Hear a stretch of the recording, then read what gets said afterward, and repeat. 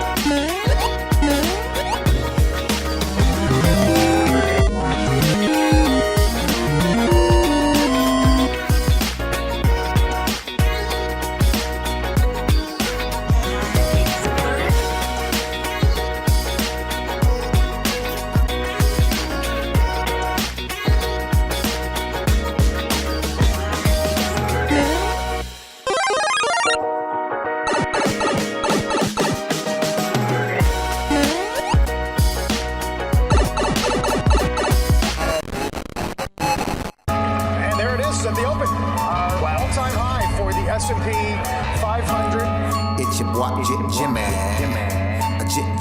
Jimmy. Now what's worth doing is worth doing for money. Straight from y'all street to Wall Street.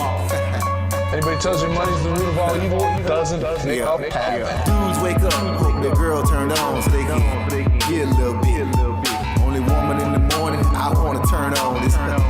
Deck it quick. While the average man looking at this sad like she fine as it. I'm over here looking at tails and whips like 5-6. I left the mayhem for the market. Now I don't want a dope spot, I want a stop pick. I know that booty got dropped, triggered my stop losses, but I ain't got time for your wop. My V-wops crossing. Rich with hot V's and pushing hot keys. Strategy and plans to make grand. Still in my wife beater, Batman pajamas, house slides, and about 5 hot picks for the day. Cause I like the way the Dow bounce. 4 hot dips on call, so I got options. 2 with a lot of volume, 1 with a double bottle. Now I know dumb money don't understand. Am I talking about my trade or just thinking with my MACD? You see, we different in the way we move. You move with kittens and your dog, I move with bears and bulls. I got a green thumb, roll with the marijuana. Waking up with the thunder, some commas. Jump out of bed, big profits.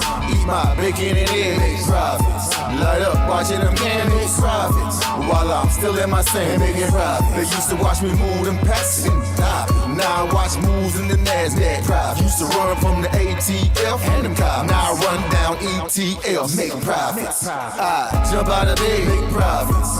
Eat my bacon and eggs, make profits. Light up, watching them candles, profits. While I'm still in my sand, making profits. Yeah. See, me and Jim Cramer been talking mad money. Said today I'm taking a risk. They got the feds coming, but I got support here with me. I call a short squeeze. You get the drop, pull the trigger, and abort these. If she stay on my watch list, I might have to wife her. But I know better. I'm a true trading group lifer. Call up the Wolf of Weed Street. It's time to flip some profits. Go ahead, be hawking. Get your spot here. I'll double top that in the head and shoulders. Hit them up with this resistance. Watch them roll over.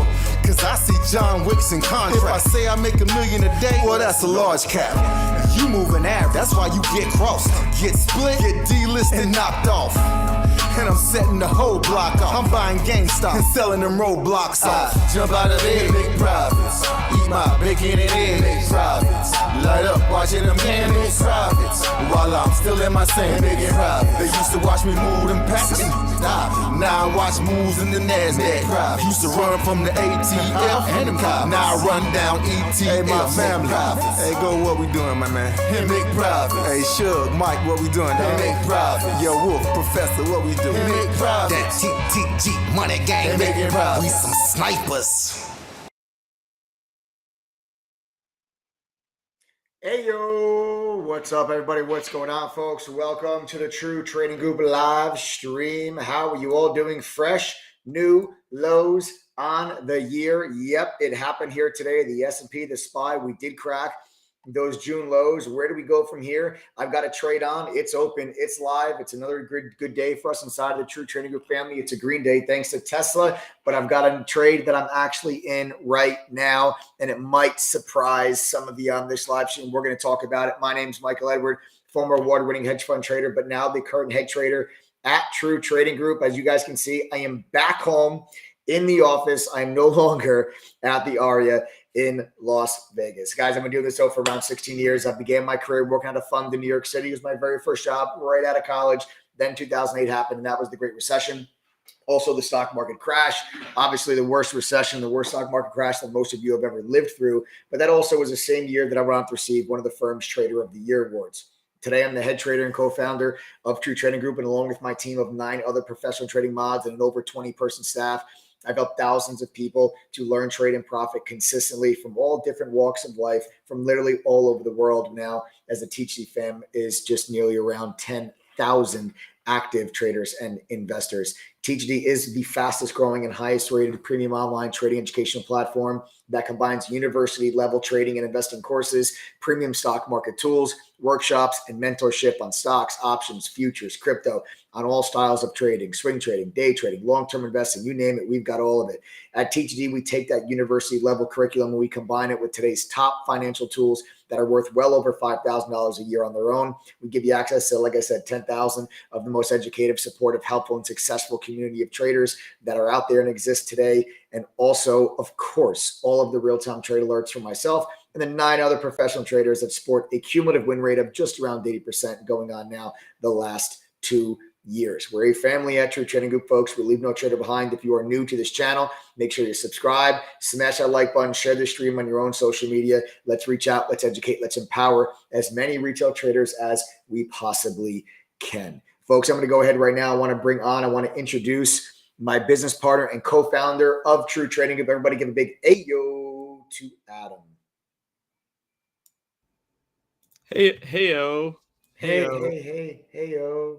Can you bring up your charts? People love the charts, man. People do love the charts. Let's pull those bad boys up and let's talk about the craziness from today. Yep. So, guys, if you're just joining us, normally Mike goes into a whole spiel and everything.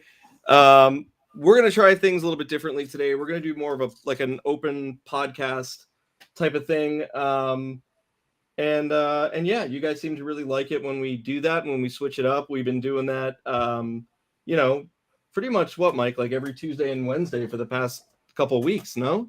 Yeah, it's nice to switch things up a little bit, and it's always great when I feel like it's always great for people when you come on and we have these very open discussions and dialogue, because you ask a lot of the questions that a lot of people on the live stream might be wondering. So I think it's a really good kind of open discussion, and you also pressed me on the hard topics, so I think people like that.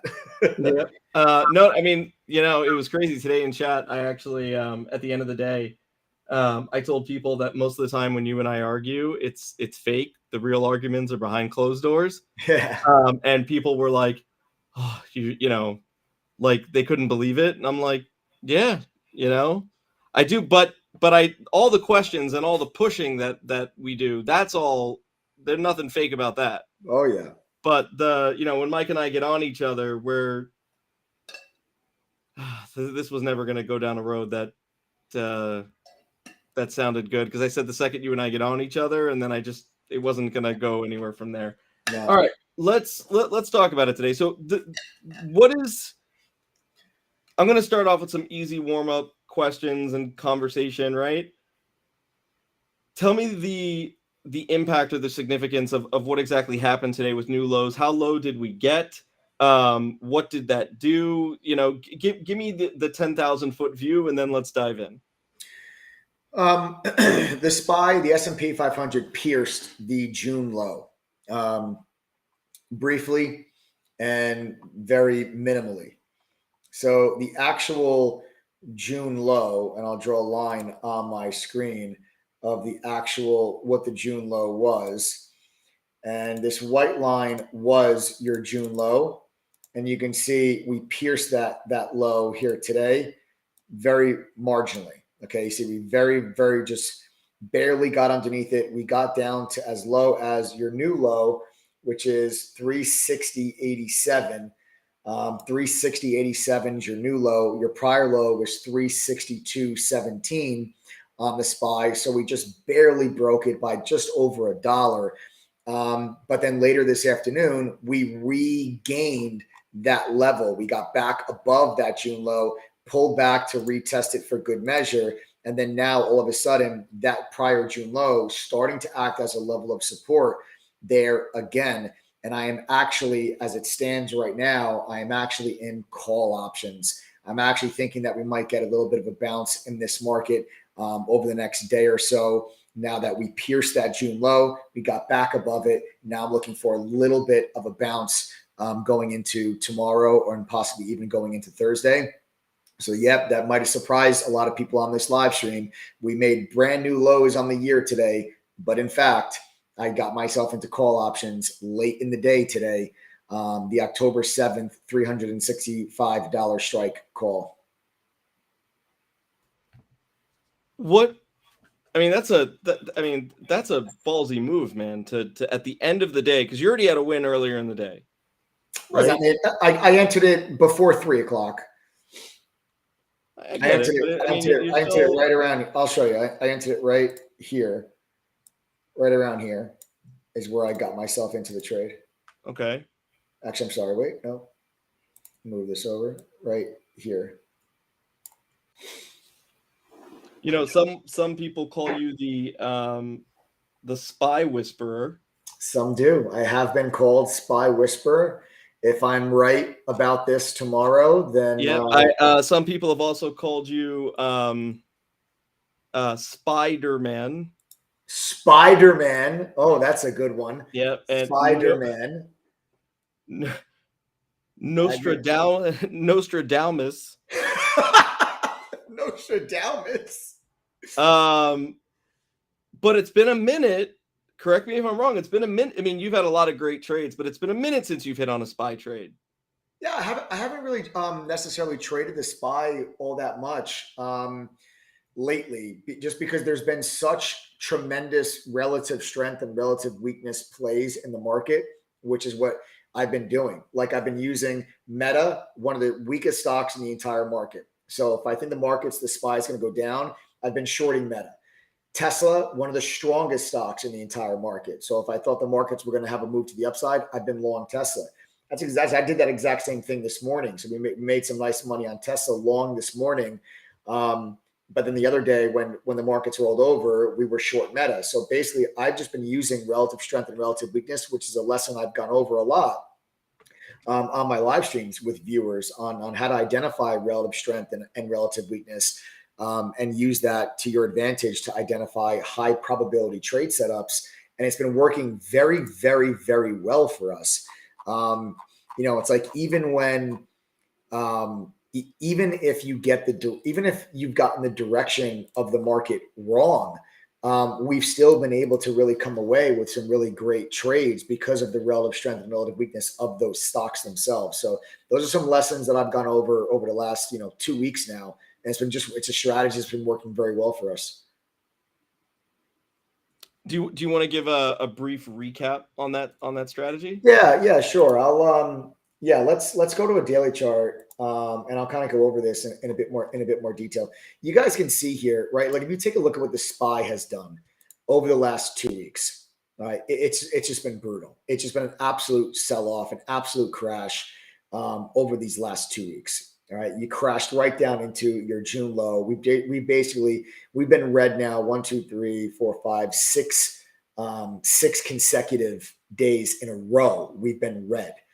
Prior to that, you've only had one green day. So essentially, you had 1, 2, 3, 4, 5, 6, 7, 8, 9. 8 out of the last 9 trading days have been red. And when you start thinking about that and you look at what the SPY has done over that time period, and then you go ahead and take a look at something like Tesla. And over that exact same time period, over the last 2 weeks, it wasn't until just the most recent move to the downside over the last 3 trading days where Tesla gave you a move to the downside. Prior to that, Tesla was extremely strong while the SPY was moving to the downside. Okay, very early to mid-September, the SPY is already moving to the downside. But to the exact contrary of that, Tesla was surging. And I was using that relative strength to say, okay, well, if I think when the SPY reaches support levels, if we think that you're going to get a bounce in the overall markets, you want to be long the stocks that have been relatively strong, meaning stocks that have been stronger than the overall market. Okay, that is what you're looking for when you look for relative strength. To the contrary to that, relative weakness, Meta has been one of the weakest stocks in the entire stock market, right? I mean, this is a stock that's been absolutely pulverized this year. This stock's been selling off way before the SPY. And when you take a look at the rally that the SPY had, and this is how you identify relative strength and relative weakness. When you look at the rally that the SPY had there in July and August, what did Meta do during that July and August rally? And the answer is absolutely freaking nothing. So when the market was rallying, Meta did not move to the upside. So when the market finally moves to the downside, you would expect Meta to move further to the downside. Meta broke the low of the year 2 weeks ago. 2 weeks ago, Meta broke its June low. The SPY just broke the June low today. And that's what I've been doing. It's like, okay, the SPY is moving to the downside. So I'm just gonna short Meta. And we've been shorting Meta throughout this move to the downside, and that's worked very, very well. And just like the flip side, I've been long Tesla whenever I think that there's times when the SPY was going to have these little bounces off of some key support levels. And that's really relative strength, relative weakness, and helping you find high probability setups. Because even if you get the direction of the market wrong, even if I said to myself, okay, hey, I think the SPY is going to bounce, or I think the SPY is going to move higher, so I'm going to get long Tesla. Even if I'm wrong about that and the SPY moves lower, the relative strength of Tesla actually gives me a little bit of a cushion where maybe if this, I'm going to realize that the SPY is not going to move higher and the SPY is going to actually break to the downside. I'm going to realize that probably a few moments or a few minutes before Tesla really starts to roll over. That's exactly what we did today. So I was actually long Tesla today. And I got long Tesla very early in the day on a breakthrough 285 because 285 was a real nice level for us on Tesla. So as I zoom this in, all right, we'll zoom this in all the way through. Okay, I got long Tesla very early in the day, okay, right inside of this opening candle. And we start, the stock starts climbing up to the upside. We got like $3 to the upside out of the trade. Some members followed along with the call options. I think members were able to pull out about 20-25% gains in Tesla. So whenever I trade a large cap, I'll always alert a option to coincide with the shares because I'm trading the shares. So I'll always give you guys an option. The option members are able to pull out about 25%. But what ends up happening here is I start peeling profit off on the Tesla trade once we start making new highs. And then all of a sudden we start to take a look over at the SPY. All right, now let's go over to the SPY. And we start to see that the SPY starts to head south. And the SPY starts to head south. We actually break the low of the day. And that tells me right there, okay, you know what? If the SPY is going to continue to the downside, I don't want to necessarily be long anything. And look at Tesla. Tesla barely starts this is a tiny little pullback, right back to even where I initially entered the trade. So we actually took more profit off the table ahead of time here as the SPY started to roll over. And you can do that when you have a stock that's relatively strong. So does that make sense? I mean, Adam, you tell me if you fully understood that. I want to make sure that viewers kind of fully understand. Yeah, I mean, guys, if you fully understood that, go ahead and smash the like button. Let's see if you fully understood it or not. Right? No, I thought it was clear. I thought it was a great explanation. Cool. you know? So yeah, but still, man, what gave you such conviction that you're willing to hold a SPY option call overnight in this market? Well, some of the things that I see in the market, to me, we're in some pretty oversold conditions, and there is severe pessimism right now in the markets. And what I've been seeing here lately with the SPY has been trying so hard to hold on to 3,600 and to hold on to that June low, but in the last couple of days, bond yields have absolutely exploded. And what does that mean? Because you and I've told you this before. That's a bit above my head, and because I'm an idiot, right? Let's, but for me, it's a little bit above my head. I know stocks and options, right? So, what is bond yields? How does that affect what's going on here? So, as bond yields go up, it puts pressure on stocks. Simplest way for me to put it. And you've had this massive surge in yields across the board. The 2-year, the 10-year, they've been absolutely exploding. And I honestly would have expected equities, and especially tech, to have traded a lot lower over the last 2 to 3 days, considering the size of the moves that yields have made. And the yields, in my opinion, they're starting to get parabolic. And I'm not sitting here saying, hey, this is the low of the year and I'm ready to I'm going all in here for the long. This is really just meant to be a trade. I just think that we've been red 8 out of the last 9 days. We pierced the June low. We retook it. We tested it. We held above it. Yields have gotten parabolic.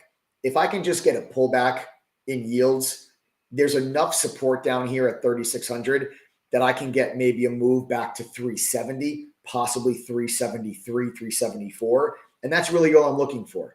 I entered this trade when the SPY was at around 363, 363.50. My stop is going to be lows of the day around 361.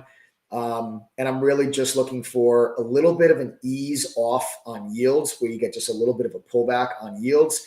And then that could give tech a little bit of a boost. And if tech can have a little bit of a boost where maybe the NASDAQ can be up 1% tomorrow, that'll pull the S&P up with it. And that, I think tomorrow you can see the SPY sitting at 366, 367. And that'll be a really nice quick trade for us. I'm looking for us to try to get to 370 though within the next 2 days. It's really just a quick trade.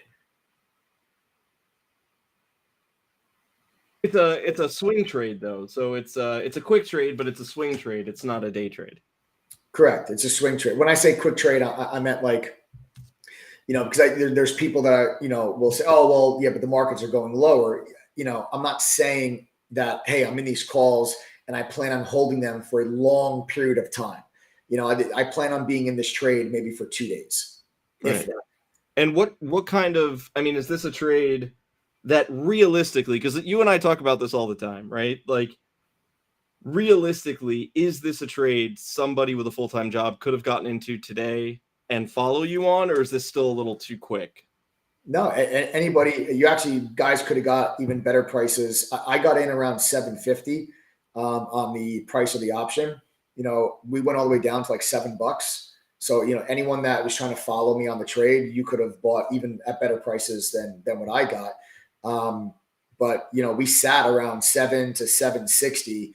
We traded between 7 and 760 for about an hour at the end of the day there. So anybody that had a full-time job would have been able to have gotten the trade alert on their cell phone from the mobile app. And should they choose to follow me, if they agree with the idea on the trade, they would have had ample time. You would have had an entire hour to have purchased the options, at equal or better than prices than even I got in at. Nice. So new lows, huh, man? How does this affect your long-term portfolio picks that you did back in June, or does it not really? It doesn't.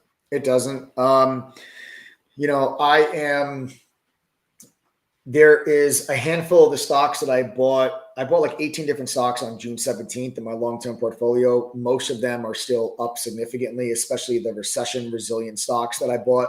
Like General Mills is up huge. Pepsi's up big.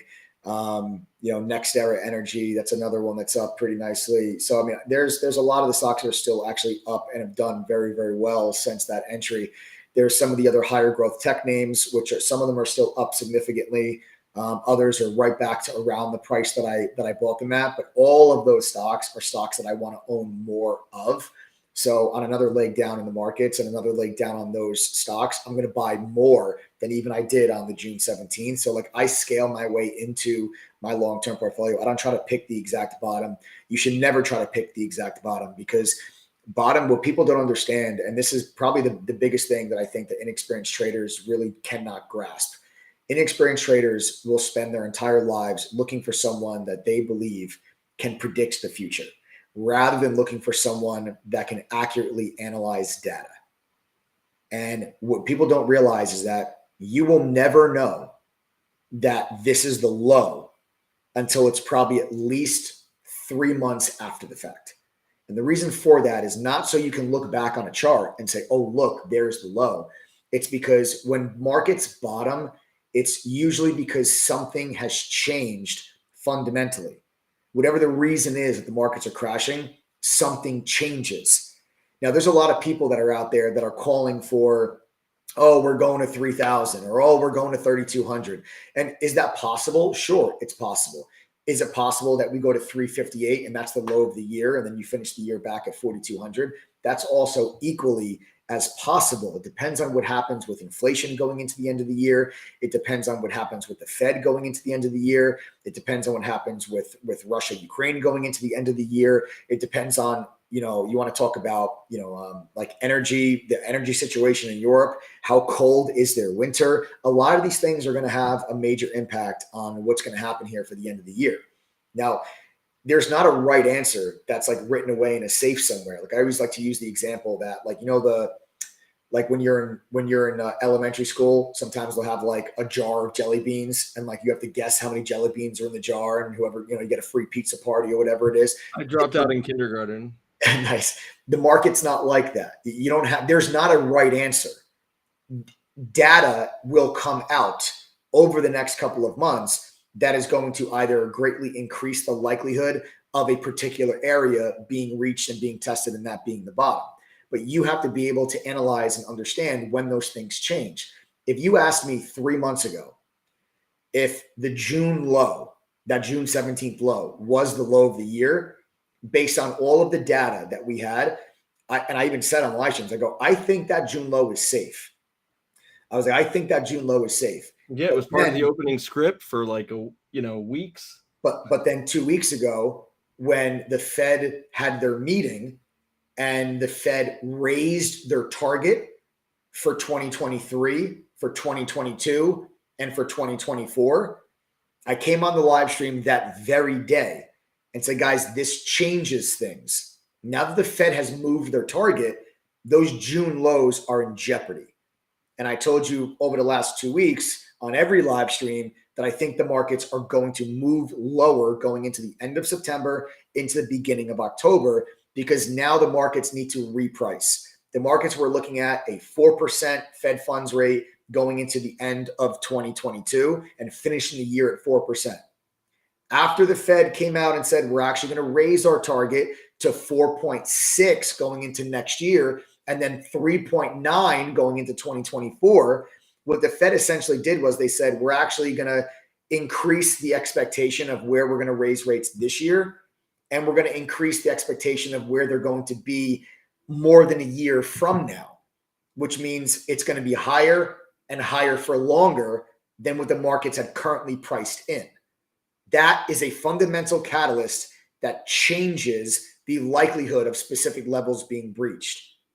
So you have to be able to analyze that data as it comes and understand, what do the markets care about? What's making the markets move to the downside? So you understand what could potentially happen that can make the markets move to the upside.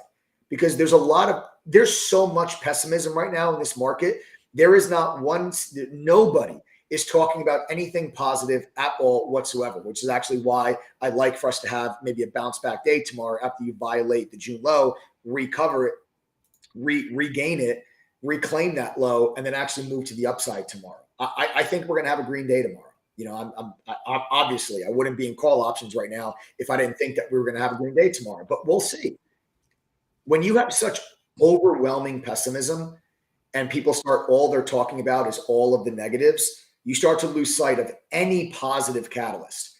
So then when one positive catalyst happens, the markets get caught off sides, and that's how you get these bear market rallies. And that's all that I think it would be. I think it would just be a bear market rally.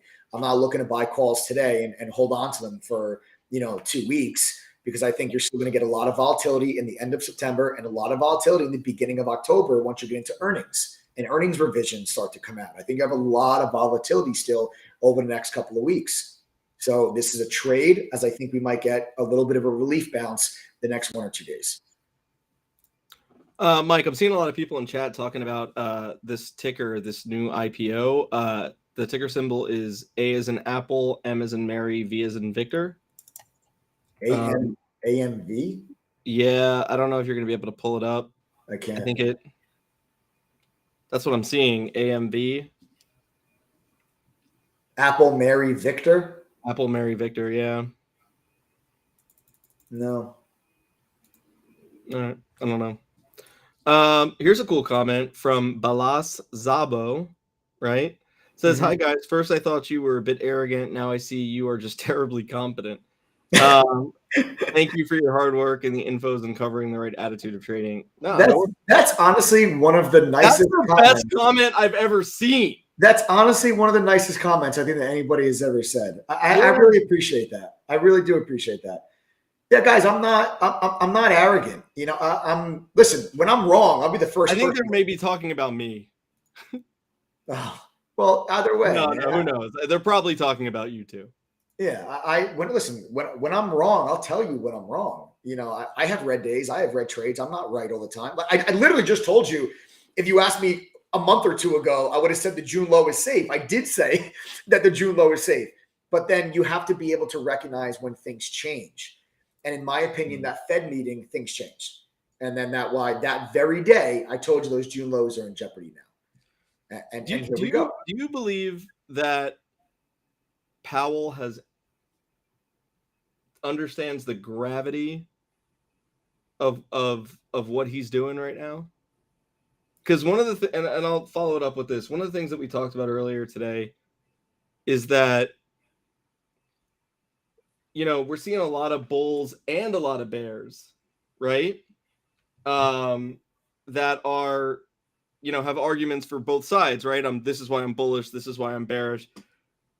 But a lot of them tend to kind of start to agree that maybe this person, maybe Powell has gone too far or is starting to go too far. I think they are. I think Powell and Co are what makes you say that? Why do you feel like he's? I'm going to tell you exactly what I think is going on with the Federal Reserve. The Federal Reserve made one of the biggest policy mistakes that I think will go down in history. This entire moment is going to go down in history, from COVID to the development of COVID, the rise of COVID, the world reactions to COVID, and post-COVID era, okay, is going to be written in the history books. It's never happened before. One of the biggest policy mistakes in history is how long the Federal Reserve continued quantitative easing and continued pumping trillions of dollars of stimulus into credit markets, into the economy. Can you tell me what quantitative easing is? Just pretend I know nothing. Quantitative easing is when the Federal Reserve loosens financial conditions and essentially provides liquidity to the market. So the Federal Reserve becomes buyers of everything. They buy bonds, they buy mortgage-backed securities, they buy a bunch of different of assets in a bunch of different securities. So they provide liquidity. So anybody that wants to sell any of these securities, they have a constant buyer. There's a constant bid to absorb whatever selling wanted to be done.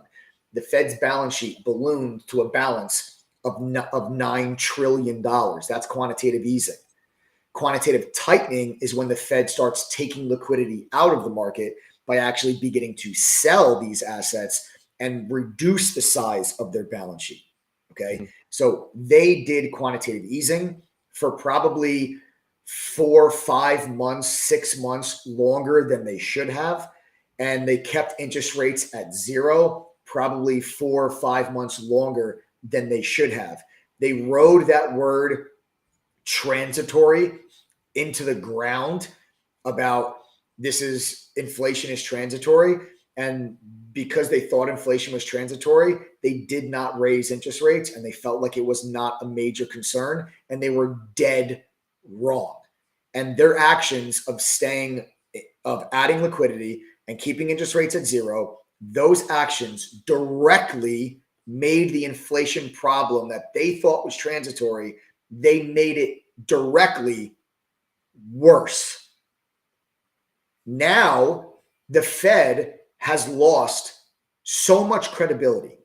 The Fed tried to raise rates in 2018. The market punched the Fed right in the face. And then Jerome Powell was like, okay, never mind. We're going to stop raising rates. We're actually going to cut rates back down.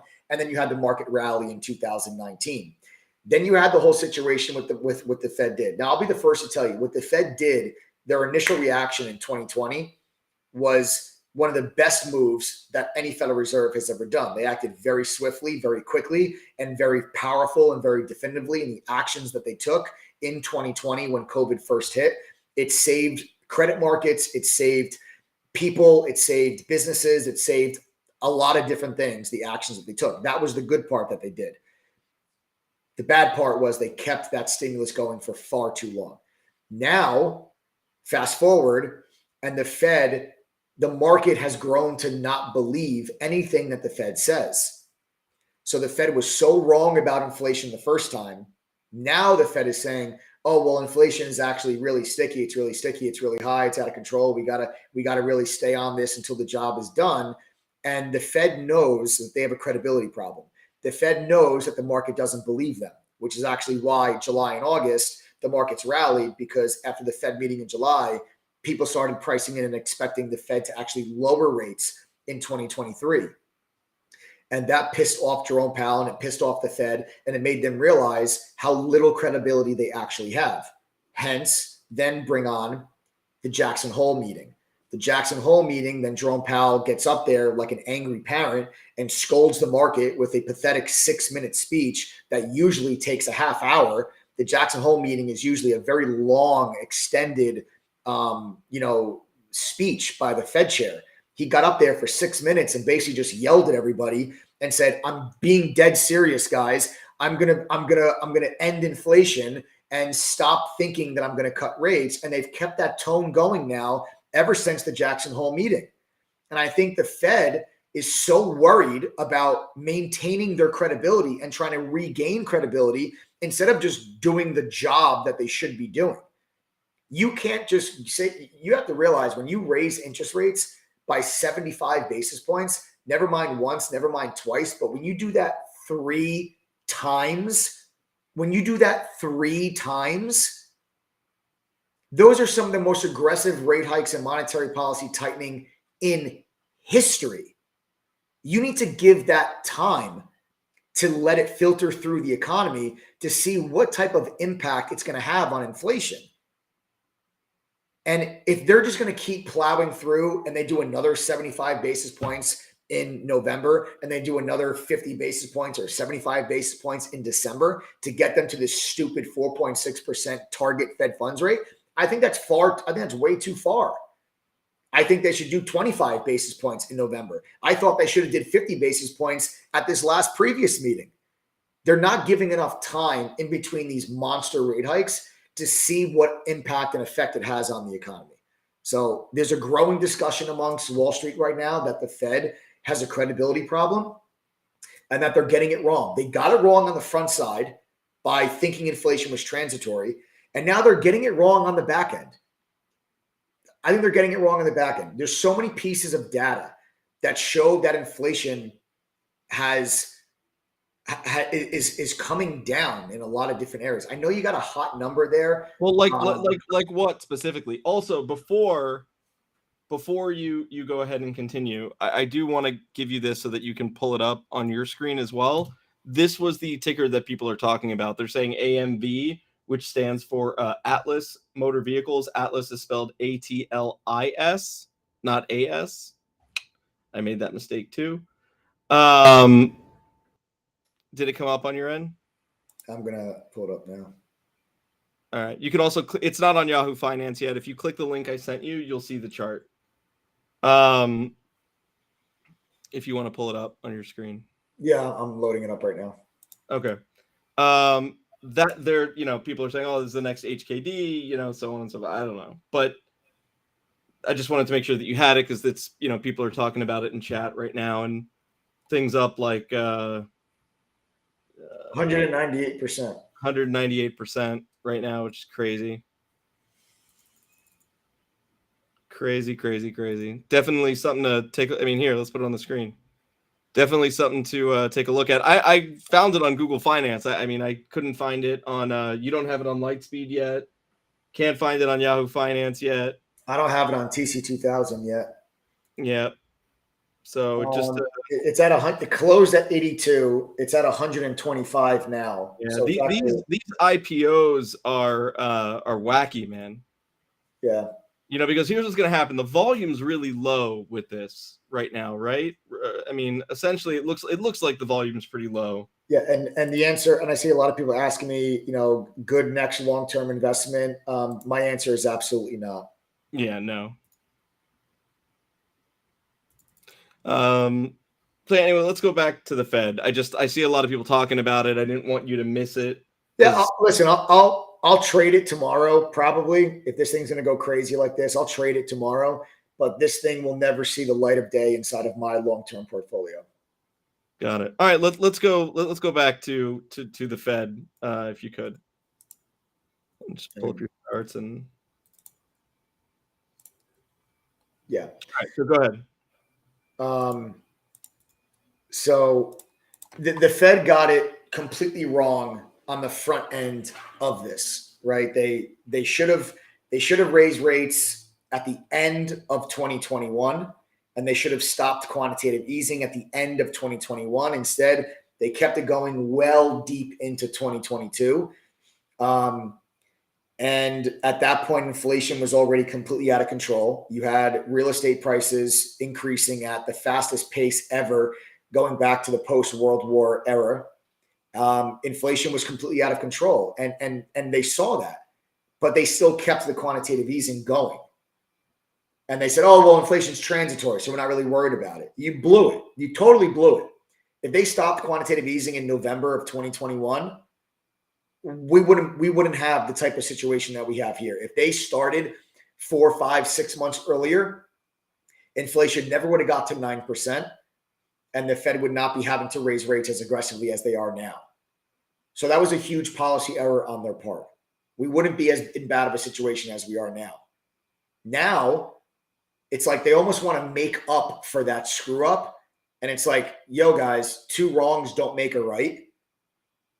And when I take a look at everything out there, and I'm starting to look at inflation, lumber prices are down over 60%. Lumber prices are back to where they were before COVID. Okay. Freight transportation. Okay. Freight costs are a massive component. Okay. To the actual cost to ship goods is back down. That's down over 60%. The freight time, anyone that works in this industry, the freight time, how long does it take to actually transport different freight? Okay, let's say if it was 3 weeks, now it's back down to 1 week. You're actually back down. The freight time is now back to January of 2021 freight times. Remember when it was like, oh, remember you heard all the news about, oh, these ships, they're like stuck in ports, or they're off the coast and it takes like 5 weeks to get a couch or something like that. Remember when all that was going on during 2021 and all the freight times were like 5 times their average? All that hurts inflation. The average freight time is now back to where it was in January 21. Okay. A buddy of mine in California, it used to cost last year, it used to cost him $14,000 to get a shipping container from China. He just got quoted for just over $2,000. Freight costs have come down drastically. Freight time has come down drastically. The price of lumber has come down drastically. The price of oil has come down about 38%. Real estate prices are starting to come down. Even rent prices are actually starting to ease. It's just really food prices that are really starting to be a pain in the ass. Auto prices have already peaked. Like, as I take a look around and I'm starting to look around at inflation, I don't see inflation continuing to go up like it was. I mean, maybe inflation isn't coming down as fast as people would like it to. Sure, there's areas of inflation that are sticky, but it's not like you have runaway inflation like you had in the 70s. You don't have runaway inflation.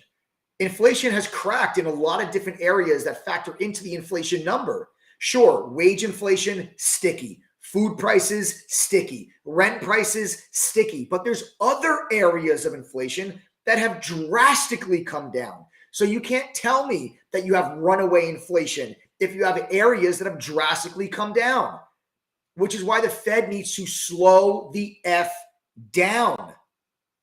Give time for when you raise rates. If the Fed raise rates today, you're not going to see an impact on that rate hike for probably 3 months. If that. Probably even longer, probably 3 to 6 months is when you really see the impact. It takes time for those rate hikes to filter through the economy. So if you're just going to come out here as the Federal Reserve and you're just going to slam the hammer with 75, 75, 75, 75, you haven't even seen the reaction yet from the first 75 rate hike. And you're trying to give us a fourth? They need to slow down. Now, the good news here is that the next Fed meeting is not until November. You are going to get not one, but 2 inflation numbers before your November Fed meeting. You're going to get September's CPI number. You're going to get October's CPI number. So maybe if you start to see some relief in the actual CPI numbers in September and October, maybe that changes the Fed's tone at the November meeting, which falls right in line with my end of the year call for a market rally, a Santa Claus rally in November and December. I've been saying it for months. I still believe it. Does the fact that we made new lows on the year today change that thesis? The answer is absolutely not. As a matter of fact, I want nothing more than the market to completely flush these next 2 to 3 weeks. You don't think the market has completely flushed at this point? No, we haven't completely flushed, but it's like the lower we go right now, between now and like the second week of October, the lower we go, the more likely you get a November, December bounce. And this will all set up right in line with like, okay, hey, Fed, you need to start paying attention. You got to start listening. I feel like their credibility is hurt. And this is more of like, we got to prove them that we stick by our word rather than, hey, let's really do this the right way. Those are my thoughts. But maybe I'm not I don't know. I'm not trying to say I'm smarter than these people. You know, no, I mean, I think it's kind of wild because, you know, if I asked you, I don't know, man, probably a month ago, or not a month ago, like 2-3 months ago. And I said to you, I was like, what do you think of Jerome Powell? You know, like, what do you think the man is competent? Do you think, and you're like, he's one of the greatest economic minds on the planet. They are. No. Hold on. Let me finish. You know, absolutely. And all that. And the guys, whatever. Today I said, man, it seems like you lost a little bit of respect for him. And you were like, yeah, I have. Yeah. He is.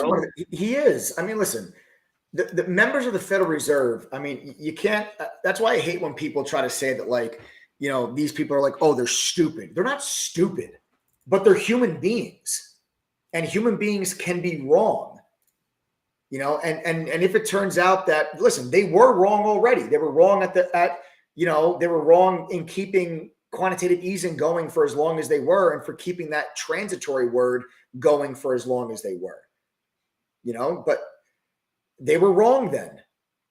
That doesn't mean that they're stupid. No.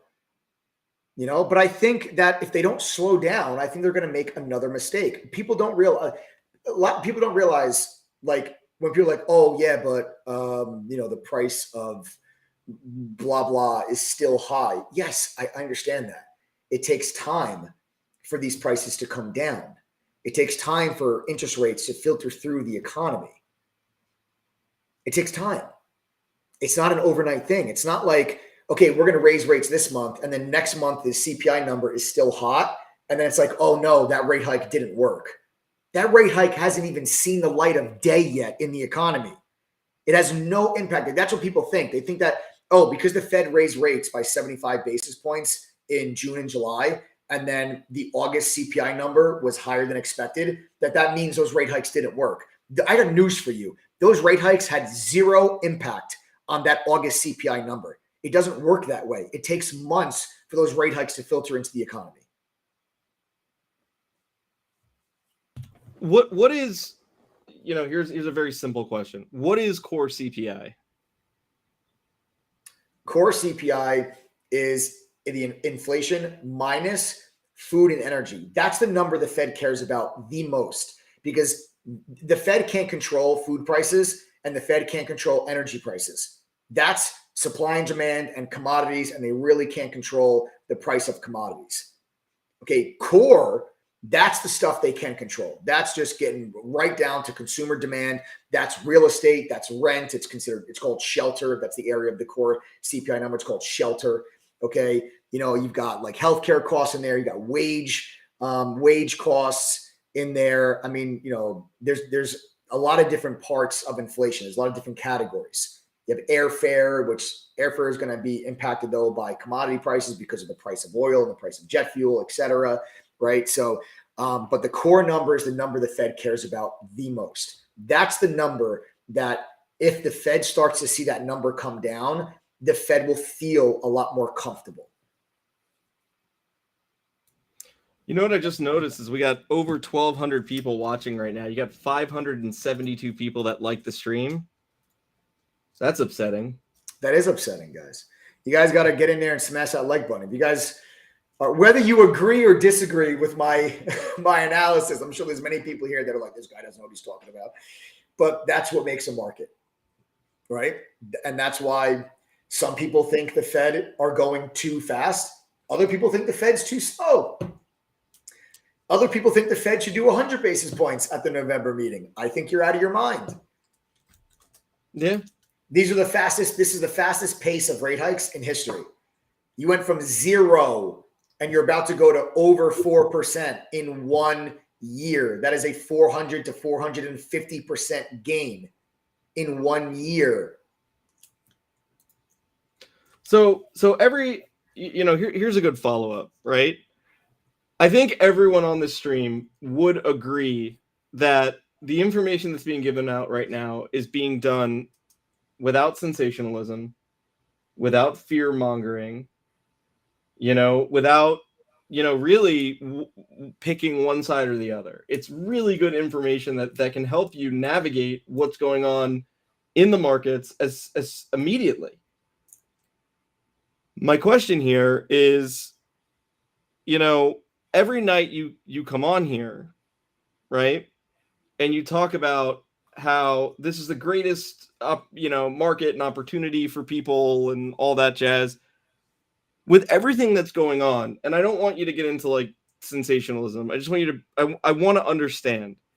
If I'm here and I make $50,000-$60,000 a year, yeah, and I want to get into the market, wouldn't it not make sense to maybe wait until all this craziness is done? Absolutely. And hold on, let me finish. And if not, why not? And if so, why? Keep in mind, I maybe have, using this as the example, I maybe have like, couple grand I can play around with in the market, and I really don't want to lose it.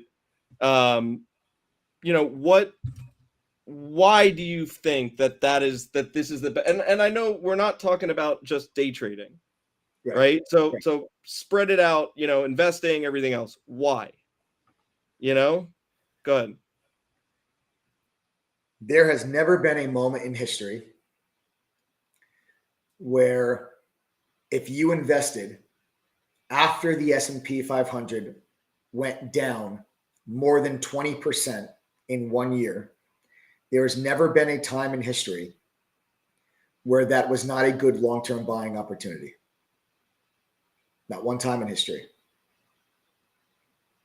Now, even with the years where the market went substantially lower, take 2008, for example. If you waited for the S&P 500 to be down 25%, right around where we are today, if you waited until we were down about 25% in 2008, and then you invested, you were early as F. The markets went down for probably another 6 months. You were way too early. The markets went down 38% in 2008 alone. We went down about 55% from the 2007 all-time high to the eventual true bottom of 2009, which Mark Haynes, RIP, called very famously on CNBC, very casually. Even if you were early and you watched the market go down another 25%, 30% from when you bought, you know, by the end of 2009, you were up money. 2008, 2009, the worst recession that any of you have ever seen in your entire lives, the worst recession in history. It's called the Great Recession for a reason. Now, yes, some people are like, what? Great Depression? Yes, that's a depression. And I don't think you're ever really going to see a Great Depression. You didn't have the Federal Reserve back then. You don't have the same type of instruments and backstops and policies that you have in the system that you have today. It was a very, very, very different system when the Great Depression happened. But nonetheless, I'm getting sidetracked, but nonetheless, even if you were early in 2008 and you watched the market go down another 30% in 1 year, 1.5 years. Mike, why don't you show them on the chart, bro? Yeah. So that way they could, you could put a visual to it. Yeah. Let me show you. So here's 2008. Okay. Here's 2008. So here's the all-time high of 2007, right? There was your all-time high in 2007. Okay. Here's the eventual low of 2009. From peak to trough is about 55%. Okay. The worst recession we've ever had, we went down about 55%. Okay. In 2008 alone, the SPY went down 38%. It's the worst year in history. Okay. Being down 38% in 1 year is the worst year in history. We're down right now 23, 24%. Okay. Worst in history is 38. So put that into perspective for the people that think that the market's just going to go down to like the SPY is going to go to 220 in the next, 2 months. Okay. The worst year in history was 2008. I assure you, this is nothing like 2008. I was there during 2008. I worked on Wall Street. I saw what happened. That was an absolute complete break of the financial system and credit markets, an absolute complete break of the banking system.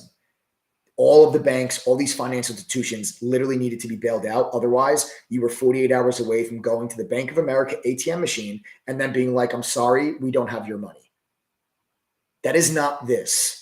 Right. So real quick, I'm sorry to interrupt. I know that you go and you get on this thing and I hate interrupting you. I just feel like that's all part of having a conversation, right?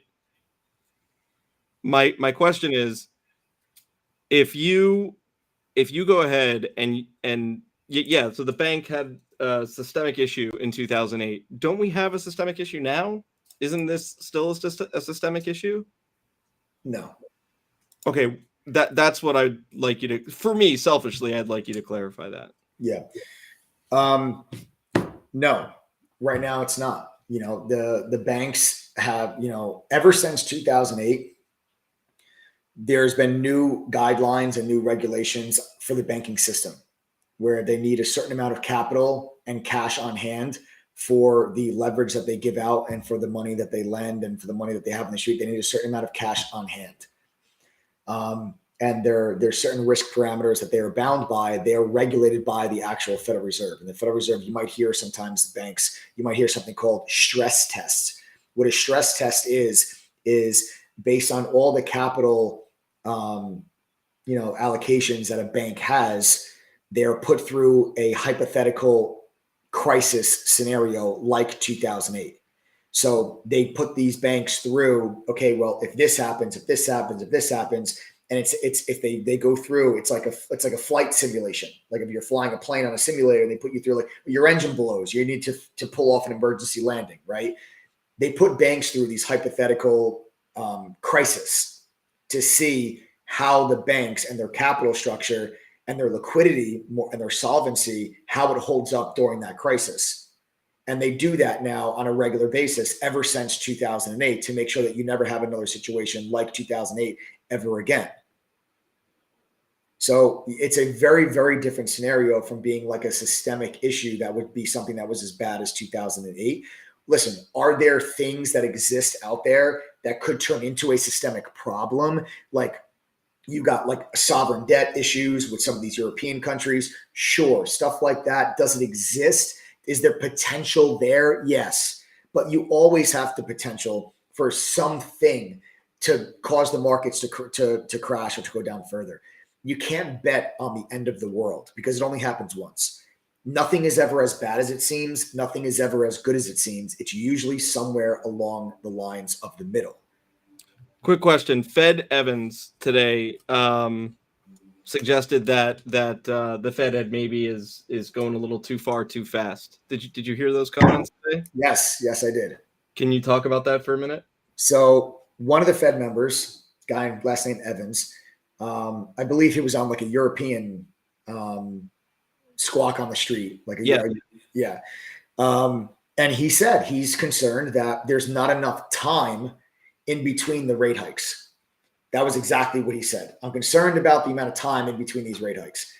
Now, what he means by that is what I was just explaining to you earlier, that when the Fed raises rates, it takes time for those rate hikes to filter through the economy and to see an impact on inflation, to see an impact on GDP, to see an impact on consumer spending, to see an impact on unemployment. It takes time for that.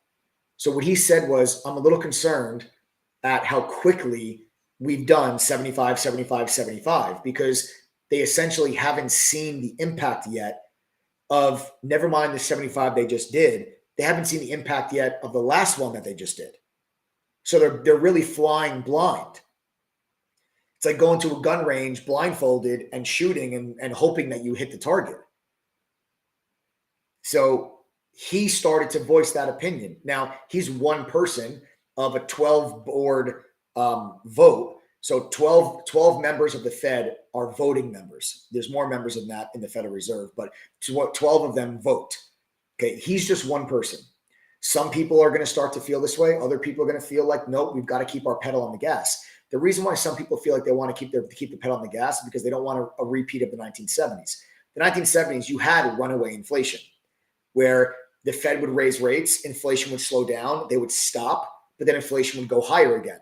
Then they would raise rates, inflation would slow down, the Fed would stop, and then inflation would go higher again. They lost control of inflation, and then Paul Volcker had to come in 1979 and then into the early 1980s, and then jack interest rates all the way up to 20% in order to bring inflation down. But the cost of that was a massive recession where unemployment went between 9 and 10% of the country was unemployed. And that lasted for a couple of years. You actually had what's called a double dip recession. The 1980, you had a recession. You came out of it very briefly in 1981. And then 1982, you went back into another recession. That was a major economic impact for what Paul Volcker had to do. But at that point, Paul Volcker didn't have a choice because inflation had completely become unanchored and inflation was completely out of control. What I'm saying right now is, based on what I'm seeing, is that inflation is not out of control.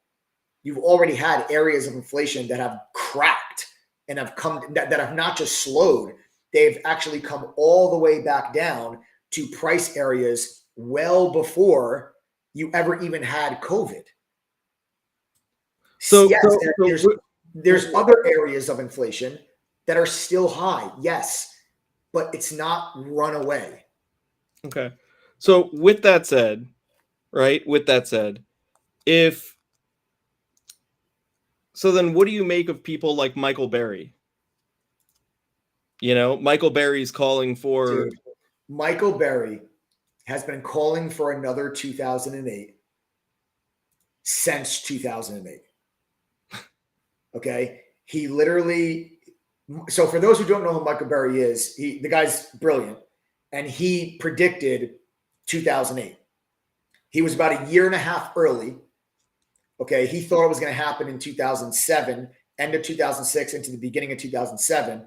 It didn't happen until the end of 2008, but he was very convinced in that theory and actually was losing millions of dollars, literally was losing like $1 million a day being wrong in 2007, but he stuck with it. And he made billions of dollars when the housing market crashed in 2008. If anybody did not see the movie, The Big Short, it's a fantastic movie. Christian Bale actually plays Michael Berry. I suggest that you guys go watch that movie. Steve Carell's in it. It's a fantastic movie.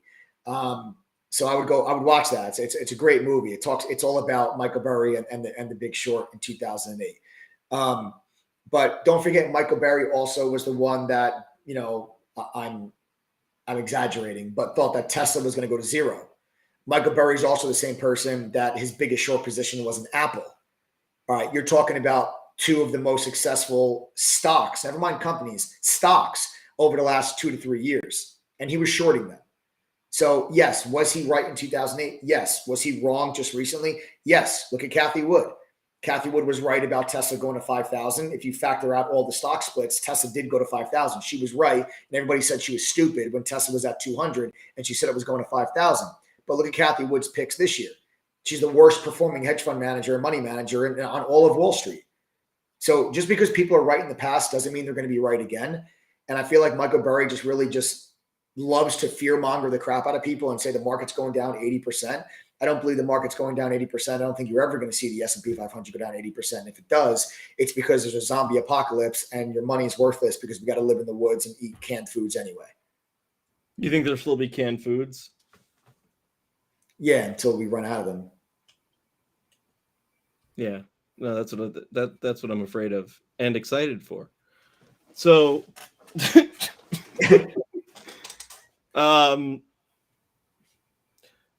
get into unemployment for a second. That's a really, really big topic right now. The jobs market is tight, but people are getting fearful, man. People are getting fearful. You know? Yeah. You know, what do you think of that? I mean, you know, I'd like to know from the audience, you know, like if, you know, are you guys, has the thought of a recession changed the way that you've started to spend money and look at money, and how, you know, has that affected you at all? Like, let us know, sound off in the chat. But I think it's starting to make a lot of people think, you know, and there's nothing wrong with that.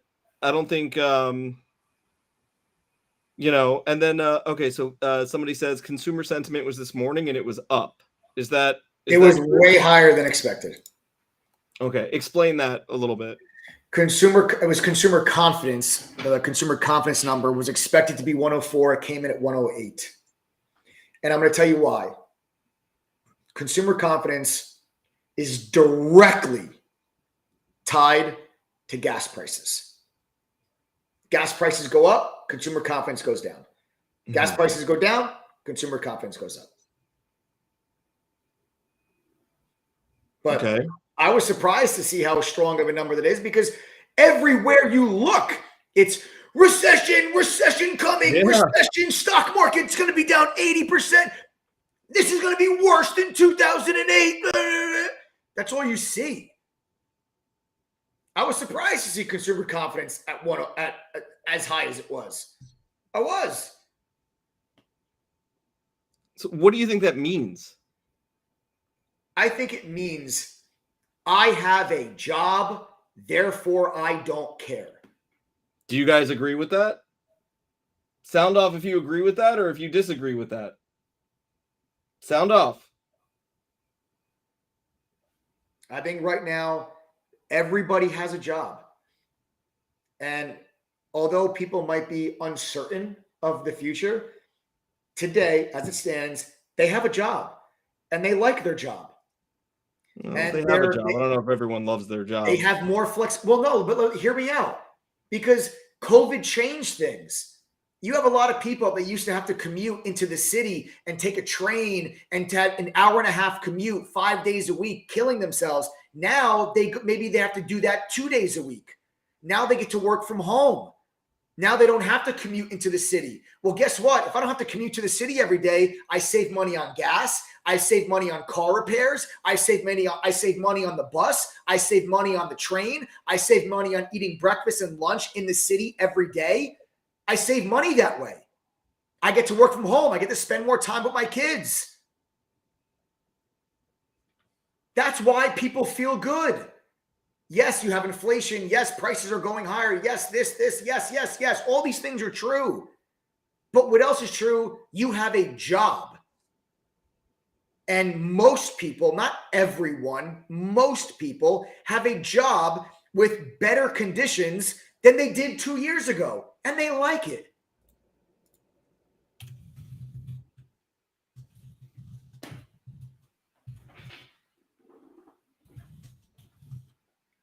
Who's on the live stream right now that's not a member of True Trading Group?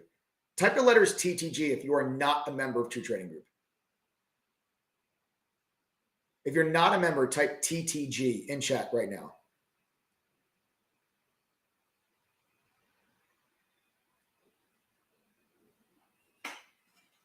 I want to see how many people that we have here.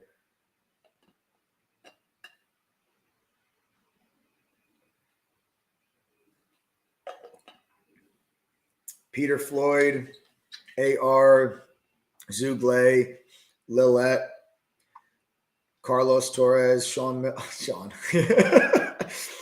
Jamie, Antoinette, Marcus, Abo, Boom, Chris Croney, Grant, Craig the Texan, Jathan, John, what's up? Vijin Dren, Arnold Thornton, Eve, Dirty Cuban, Larry Lewis says, "No, I'm not a member, but I'm contemplating." You contemplate there, Larry. You contemplate, buddy. I'm here when you're ready. Yeah. Sorry for the for asking the question, but I think this is good to ask this, right? All of you that are typing TTG in the chat right now, right? That you guys are non-members. What most intrigues you about the stock market and getting involved in trading? And what is it that you guys and girls and people are searching out? What is it that leads you to a channel like this where you want to hear somebody talk about what's going on in the economy and how you guys can benefit? What is it that you're looking for? I think that's a good, just start sounding off in chat. So Chaster123 says revenue to support their life. Peter Floyd says need to find a way to make extra money to supplement with inflation. Absolutely. Yep. Keep typing in. I told you tonight's going to be a little bit different. I want to have a real conversation with you guys. Pursuit of freedom, information, overall market knowledge, micro and macro, word of mouth, to become filthy rich. Get good investment advice. Well, we'll share our opinion with you for sure, but kids' education, money, house payment. Yep. Somebody goes, Michael is a total Chad. That's Tony. That's Tony Medeiros. Yeah, I mean, he's a little bit more of a chode to me, but that's the code word today. That's the code word. So, replace my existing job. It helps how to manage money. Learning so I can pay for my medical bills and support my family when I'm gone. John Bianchi. Yeah, my man, John. John's a good dude, man. John's a good dude. Man, that's some real stuff right there. John's a good dude. That is some real stuff. So Isaac says, I'm looking for more clear explanations, like templates of what to buy, sell. Trying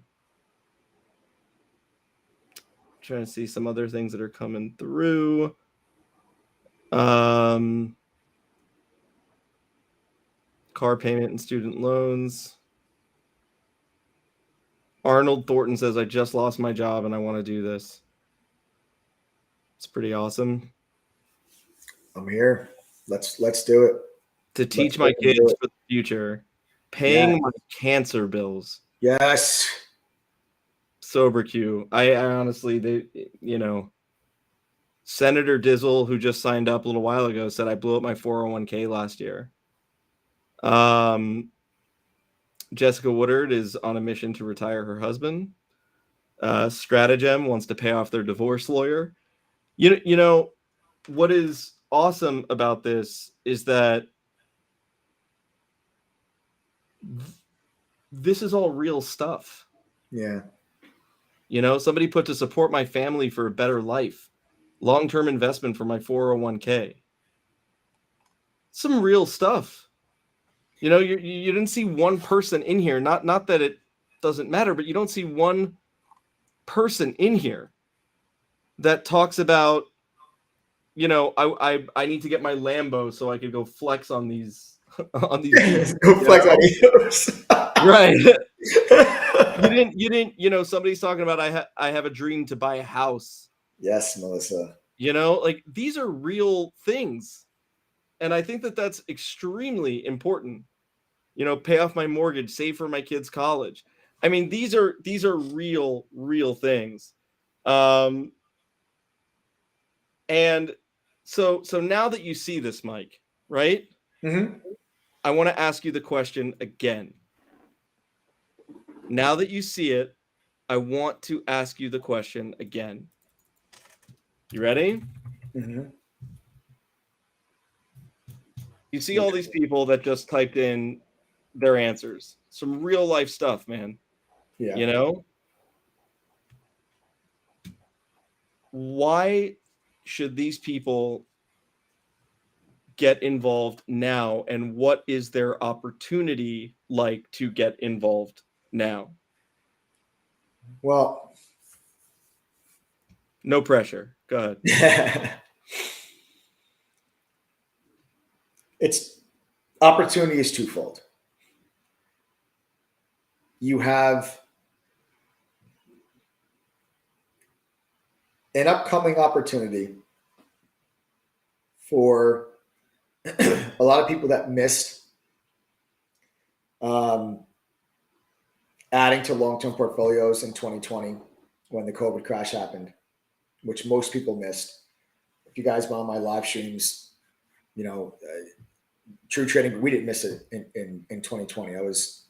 If you watch the live streams from March and April of 2020, you'll see me on those live on this YouTube channel. They're here. You can go watch them. You'll hear me explaining to people that I'm adding in my long-term portfolio. This is what I'm buying, and this is the greatest opportunity of a lifetime. And it turned out to be true. It turned out to be the case. Whenever the stock market crashes, 100% of the time throughout history, it's an opportunity. And that has been true every single time, not 80% of the time, not 90% of the time, literally 100% of the time. Whenever the stock markets crash, it's an opportunity. It's an opportunity to build wealth in a long-term portfolio that 3, 5, 7, 10 years from now, you're going to look back upon and you're going to be like, wow, this is freaking awesome. You're going to look back and say, wow, I'm glad that I invested during that time period, rather than looking back and saying, man, I wish I invested during that time period. Because a lot of people probably say, I wish I bought in 2020. I wish I bought in 2018 when the markets crashed at the end of the year. I wish all these things. I wish I bought in 2009. I wish. But no one ever looks back and says, oh man, I'm sure glad that I did. You got to stop saying that I wish, and start saying that I'm glad. Stock market is the greatest, equalizer. It's the greatest way to generate wealth, but just a lot of people just do it the complete ass backwards way that you're supposed to. When the markets crash, everybody freaks out, they panic, and they sell. And then they wait and they stay out of the market until they hear their friends and Uber drivers and people on TV talking about the market's at all-time highs. And they say, oh, wait, the market's all-time highs. That means it must be a good time to invest in the stock market. And they buy at the very top. Even if the market goes up for another 1 year or 2 years, and then something else happens and the markets go down 25% and they panic, they watch their 401k go down and they go, the stock market's a scam. It's not a scam. You're doing the exact opposite of what you're supposed to do. You're supposed to buy low, sell high, not buy high and sell low. Every stock market crash starts out and finishes the exact same way. And the end result is a transfer of wealth from people that can't afford to lose it to people that have too much of it. Every stock market crash starts the same way. The best of the professionals sell first. The rest of the professionals sell second. Retail sells last. And then the best of the professionals buy first. The rest of the professionals buy second. And retail buys last. And that cycle repeats itself over and over and over again. Which is why people say the stock market's a scam. It's not a scam. The richest people in the world are rich because of holdings that they have and investments that they've made in the stock market. Stock market doesn't care where you come from. Stock market doesn't care what your gender is, what your political affiliation is, what your religion is. The markets don't care about any of that. Every single person has the exact same opportunity to buy the exact same stock at any point that they wish. And every single person has the exact same opportunity to sell that same stock at any point that they wish. Everybody has the exact same opportunity. Are you starting with the same amount of money? No, of course not. But that's life. Okay. But you all have the exact same opportunity to buy and sell the exact same things. It's not like Warren Buffett is doing something completely different. He's buying the same exact stocks and he's selling the same exact stocks. He's just doing it at the right time. So you have an opportunity with the stock market going down more than 20% in a single year. The NASDAQ's down 30%. The S&P is down 23, 24%. There's a good chance that we might go down further than that. And that's going to prove to be another fantastic long-term wealth building opportunity. You guys got to start looking at it this way. When these people that say the market's going down 80%, I want to literally rip my hair out when I hear that, because the worst stock market crashes, okay, in your lifetime, the dot-com bubble, the 80s recession, the 2008 recession, the S&P 500 during the dot-com bubble went down about 55% from peak to trough. 2008 to 2009, about 55% from peak to trough. Those are the worst recessions and worst possible major catalyst outcomes that were horrific. And the S&P went down about 55%. The way that I look at investing, and I have my whole life, and I'm going to continue to do my whole life, is that if shit really hits the fan and everything that could possibly go wrong goes wrong, I'm looking at about a 55%, give or take 5 percentage points in either direction, decline in the S&P 500. That's how I look at it. So whenever the markets go down more than 20% in a single year, I have to buy something. I don't care what the reason is. I'm going to buy something because some of the best companies on planet Earth are going to be at discount prices. You had a whole wave of unicorns come out of 2008 and 2009. For a decade, Amazon, Apple, Alphabet, Microsoft, those were the companies that people generated massive amounts of wealth over the last decade. And that came out of the dust of the 2008 and 2009 crash. You're going to get, coming out of this crash, you've got companies down 70, 80%. Cloud computing companies, cybersecurity companies, AI companies, virtual reality, quantum computing. That's where I believe the next wave of unicorns are going to be over the next 10 years. You're not going to get a 3,000% gain in Apple over the next 10 years. But you're going to get your next wave of unicorns over the next 10 years in the technology space as technology continues to grow and continues to advance. And those opportunities are going to be presented to you during this period of chaos. People make their money in a bear market. You just don't realize it at the time because everybody scares the living crap out of you. But Warren Buffett very famously says, be greedy when other people are fearful and be fearful when other people are greedy. And it's the exact same time when you hear people say, the stock market's going to go down 80%. That's time to be greedy because everybody else is literally crapping their pants. We're not going to go down 80%. I will gladly debate any person that wants to tell me otherwise, and I'll continue to build my long-term portfolio for the rest of my days. And you're going to continue to sit there and wait with zero investments until the markets go down 80%. And you're never going to invest a single dollar if that's what you're waiting for. Because S&P 500 doesn't go down 80%.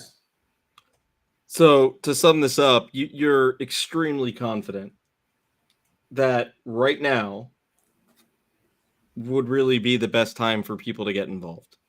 I think so. I have a rule for myself. Whenever the S&P goes down more than 20% in a year, I don't care what the reason is. I'm going to buy something. Because every moment in history, when the S&P's gone down more than 20% in a single year, within 1 to 3 years later, you're up money. Even if your timing sucked and you got nowhere near the bottom, within 1 to 3 years, you're up money. Even if you caught half, like I showed you in 2008, I actually didn't show you. I pulled it up and then I got sidetracked. So let me just show you. 2008, worst recession we've ever had, worst stock market crash we've seen that any of you have ever lived through, worst single year decline in history, 38%. And even if you were super early and you invested there, you were super early. Now, any one of you, if I was doing live streams in 2008 and I came on a live stream and I told you all right here that, guys, I just invested in my long-term portfolio, literally right there, you'd all be calling me a gigantic asshole. Every one of you would come on the live stream. Potty mouth, Michael. Pompous as all hell and be like, oh, yeah, good call, Mike. Good call, Mike. Good call, bro. And literally less than 1 year later, you're up money. And then you look at 2 years later, you're up more money. And then you look at 3 years later, you're up more money. And then 4, and then 5, and then 6, and then 7, et cetera, until you got your next stock market crash when you had a recession fear in 15, 16. So yes, the answer that I have is, am I confident that this is an opportunity? Yes, 100%. Am I confident that the low of the year is 360 on the SPY? No, but it doesn't have to be. And I'm also confident that this is one of the best trading environments that I've ever seen with this type of volatility. And if you guys want to learn how to trade actively and you want to learn how to day trade, you want to learn how to swing trade, if you want to learn how to do these things actively and generate some extra and additional income, this is the environment that you want to do it in, because this is the environment where you'll be forced to learn good risk management, discipline, patience, and those are the characteristics that you need in order to become a good trader. And this is the environment to do it with the volatility that you have, because the volatility equals opportunity. And this is the most opportunistic filled market that I've ever seen. The fact is that members are killing it. The market's crashing. People are freaking out about their 401ks, but members in True Trading Group are making money during this time. I'll prove it to you. Guys, members of TTG, are you making money? Are you becoming better traders because of the TTG platform? Type the $ in chat right now. Type the $ in chat right now if you're making money and you're becoming better traders because of TTG. Just go ahead right now, guys. Type the $ in chat if you're a member and you're making money. Now, anyone that's on this live stream that's not a member still, just pay attention to how many people type the $. These people they literally found True Trading Group exactly the way you did, and that's one of these live streams. They had all the same excuses: full-time job, no experience, lost money before, small account. But yet here they are telling you that they're actually making money and they're becoming better traders now. If they can do it, so can you. I love these people, but there's nothing special about them. So if they can do it, so can you. I love that. Sober K goes, I totally am. Sean Miller destroyed Tesla calls. Yes. Yes. Good stuff, guys. Really good stuff. But guys, the point is that if these people can do it, so can you. That's awesome. That's awesome. How does it feel to have created something that seems to have really made an impact in people's lives in this way? It feels amazing. It's not just about, like, I don't know, it's not just about money. There's something about, like seeing the positive impact that you have on people's lives. And I know more than anybody, like, listen, if I didn't get the help that I got, at the fund that I was working at in New York, and the mentors that I had, and the people that I learned from, I wouldn't be the trader that I am now today. I didn't figure this stuff out on my own in a basement somewhere. I was taught professionally on Wall Street. Literally, our offices were on William Street and Wall Street, right on the corner. Like, that's where I learned. That's how I got started. I didn't have to scour through YouTube videos and try to figure out who's totally full of crap and who actually knows what they're talking about. I didn't have to listen to people say they've got this simple strategy in just 10 minutes a day. You can make $1,000 every single day for the rest of your life. I have one simple pattern that you can follow that Wall Street doesn't want you to know about. It's total nonsense. It's complete garbage. I didn't have to go through that. But I know firsthand the positive impact that this experience, education, skill set, that it can have on somebody's life. Because I wouldn't be where I am today had I not had that experience, education, and skill set. I would not be where I am today. No question about that. So I know, and I feel like when someone joins True Trading Group, they're joining it so that they can learn how to make money. They're not trying to just join just to watch other people make money. They're trying to actually gain the knowledge, gain the resources, get access to the education so that they can build that skill set, so that they can start making money and start reaching financial goals that they never thought were possible. And that's a very powerful thing and has a positive impact on not just a member, but on that member's life and that member's family's lives. And that means a lot to us. And I don't take that very lightly at all. No. And to be able to do that in a, in an industry that is most of the time corrupt, or shady, is not an easy task, but one that you and I have dealt with and put up with for a long time. Something we continue to do. Mike and I set out to literally disrupt an industry. If you're going to disrupt an industry, you're going to roll your sleeves up and you're going to have to get in the fight. Yeah. And, the industry of financial education, stock market education, and quote courses and all that, it's a terrible reputation, and for a great reason. It's constantly used to exploit people's desire to improve themselves, which is really screwed up. Yeah. That is not lost on us. And, which is why we go to such great lengths to make sure that people are getting value when they come into True Trading Group, and that it's far exceeding any sort of value that they could, ever have thought of. And then figure out ways to offer more on top of that. Because that's how you disrupt an industry. Yep. That's how you disrupt an industry. You disrupt an industry by coming in and forcing everyone else, every other company around you to do better, and by basing the success of your company on the people of to the people of the services you provide. We're only as good as our members are successful. Exactly. And successful doesn't mean making millions of dollars or having $100,000 day. Successful means being able to pay your mortgage. Successful means not having to worry about your car payment. Successful means being able to go to the grocery store and not worrying that the cost of food is up 15-17%. That's what success is. If you've been losing consistently on trades for a long time, maybe success for you starting out is losing a lot less, learning how to control your loss. That's real stuff, man. That's not the sexy stuff that sells memberships. Right. But that's the truth. True Trading Group's a business. We're all about getting you to sign up for a membership, but the right way. Because we want you to be one of these people that type the $sign. We want you to be, up here being able to, say, yeah, I just bought this car or I was able to pay my mortgage, or I was able to quit my job. You know, we want you guys to be able to do that. That's how we have grown as a company. If it wasn't for you guys being able, or for our members to, and if it wasn't for our members being able to do that and coming on here and letting people know that they've done that, we wouldn't have grown the way that we have. We got over 10,000 members in True Trading Group. 10,000. That's insane. It's a lot of people.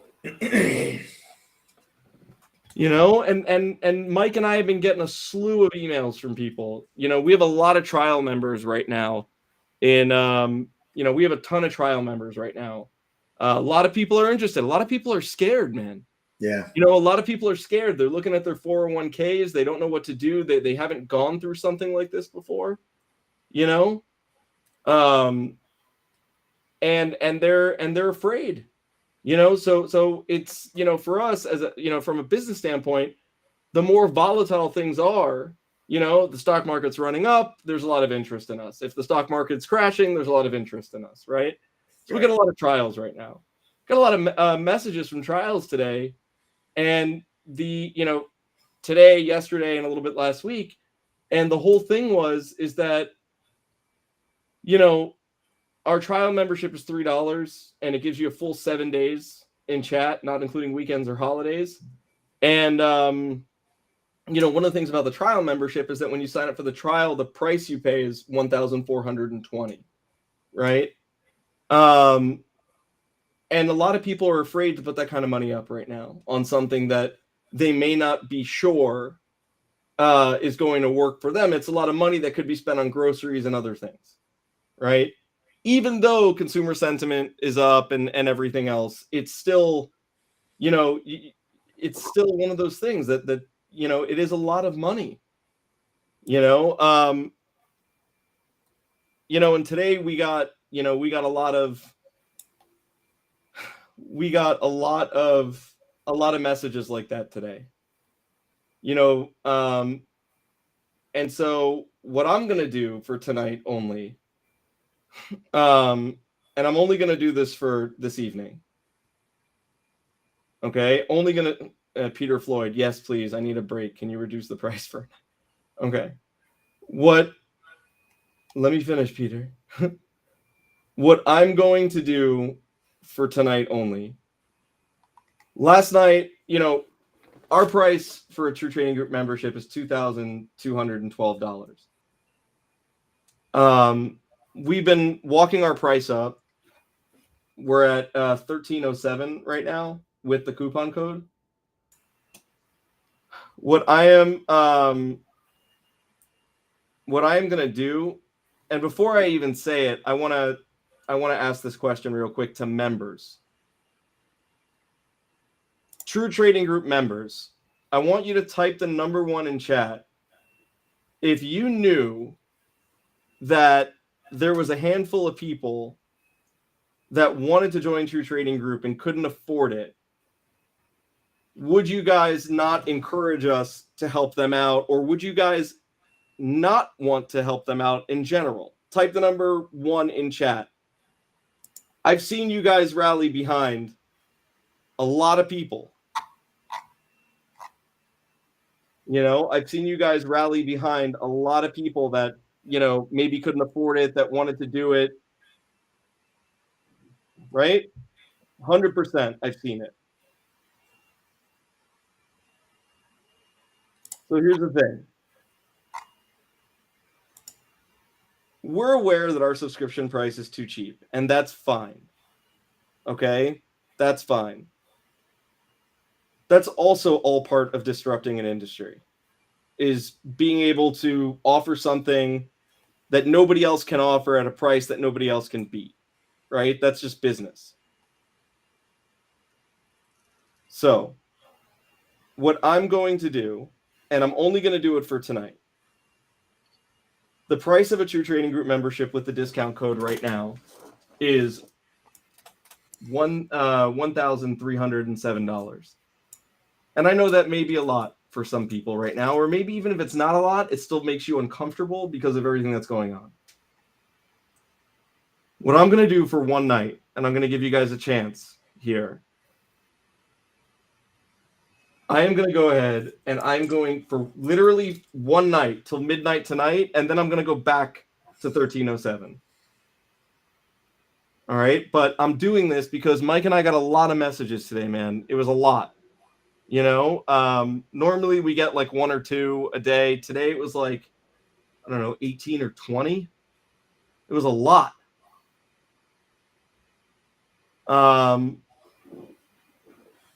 You know, and if you ever want to get one over on me, the easiest way to do it is just, talk about how you're a single dad, because, my dad was a single dad.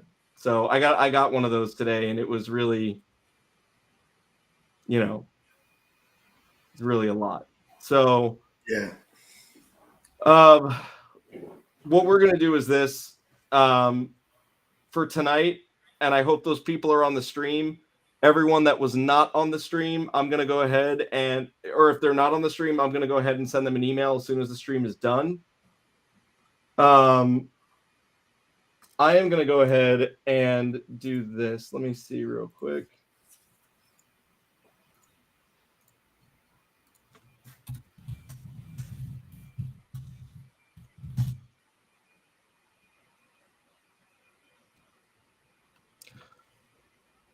I'm going to push the price down till midnight tonight to $1,087.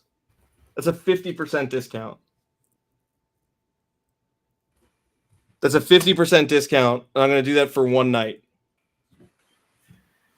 Anyone that's going to be super pissed that signed up and paid $100 or $150 more recently, send me a message. I'll send you a PayPal for the difference. All right, so that way nobody can get upset. All right. Wow. So, and I'm not going to make TTG pay that. I'm going to pay that personally, and I'll take it out of Mike's. Adam's a man on a mission. Wow, guys, listen. I don't know. Adams must be feeling it today. No, you know what it is, man. Is that I understand what that feels like to be fearful that of what's going to happen, and to also understand that there's an immense opportunity in front of people right now. So I get that. Yeah, and there was a lot of people that sent us messages today. And I mean, it was one of the reasons that you only took 2 trades today, because you and I were, spend at least an hour talking about what was going on today. Yeah. It was wild, man. Like there was a lot of our trial members, and it was that one guy that was like, oh, I'm a single dad and both my kids are, whatever, and I was like, Jesus, I was like, got him, Yeah. So listen, man, I don't, whatever, so I guess what I'm, the point I'm trying to make is that if a couple $100 is going to make that big of a difference to where you'll give yourself a chance to where if you're going to save, so 1080, 1087, right? Let's see, what are we at? 1307 minus 1087. If $220, right? Because it was 1307 last night. Right. Tonight till midnight, I'll do it at 1087.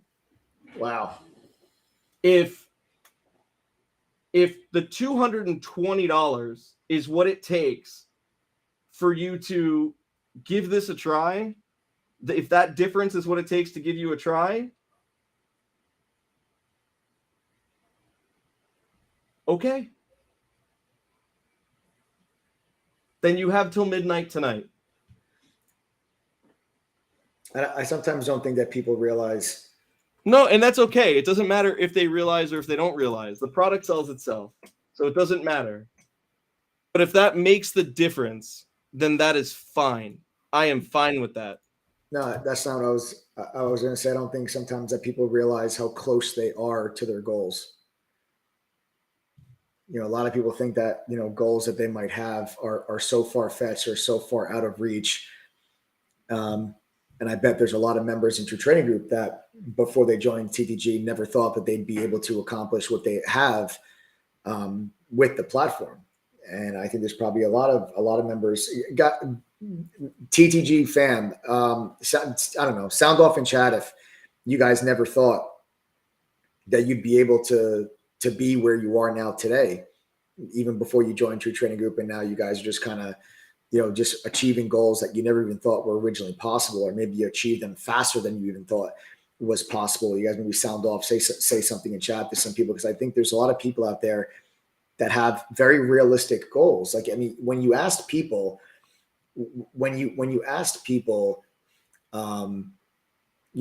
like earlier when you said, why do you want to do this? Nobody said, oh, because I want to buy a private jet, like stupid stuff. Everybody, oh, I want to pay, my medical bills. I want to, pay off my house sooner. I want to pay for my kids' education. I want to like not have to do all the physical labor as I'm getting older. Like everybody's comments were very, very realistic and the right type of, the right type of goals for people to have. And I sometimes think that, especially in times like this, when you have these people that go out there, they fear monger the crap out of everybody, and they make them think the whole world is going to fall apart and everything's going to crumble beneath them. It causes them to freeze up, and it causes them to miss out on opportunities that could become, life-changing opportunities for people. And members of True Trading Group are living, breathing proof of that. And I think that there's maybe a lot of people on this live stream that are maybe hesitant because they're uncertain. Because they're uncertain about what's to come, and they're trying to be frugal, they're trying to be responsible. And like I said, I don't think people realize exactly just how close their goals may be. And you're never going to know if you don't try. So if bringing the cost down, what is it, Adam? 200 what? What's your mic's off. Your mic's not on. It's a $220 difference. It's really nothing. 220. But if that really it's not nothing, but if that makes the difference. Yeah, that might be something for somebody. And honestly, if that helps you guys make the decision to actually go after those goals that you've set forth for yourself, then let's do it. I mean, listen, I know that we can charge $5,000 for our membership without blinking an eye, and it's worth every penny of it, because even if you never traded a single one of the alerts that any of the mods give you, we have tools and resources on our platform that if you went to these companies directly would cost you about $5,000 a year. We've spent years building relationships with some of the top fintech companies out there to put their products on our platform, so you don't have to pay for them. But if you did pay for them, you'd be spending about $5,000 a year. So that's just the value of those tools. That doesn't even include the courses or the chat room or the mentorship and the study groups and the workshops and the webinars and everything else that you guys get when you become a member of True Trading Group. That's just the tools. So it's like, I know it's worth $5,000, but the average person doesn't have $5,000 to just kick into something like this. It shouldn't be that expensive, because the average American makes like $58,000 a year.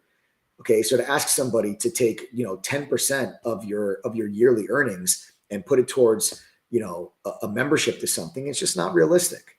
And I feel like it makes people feel like, that's why people feel like, oh, I need to be rich in order to make money in the stock market. And you don't. That's a very big misconception. A lot of members in True Trading Group started with less than $1,000 in their account, and now they make money.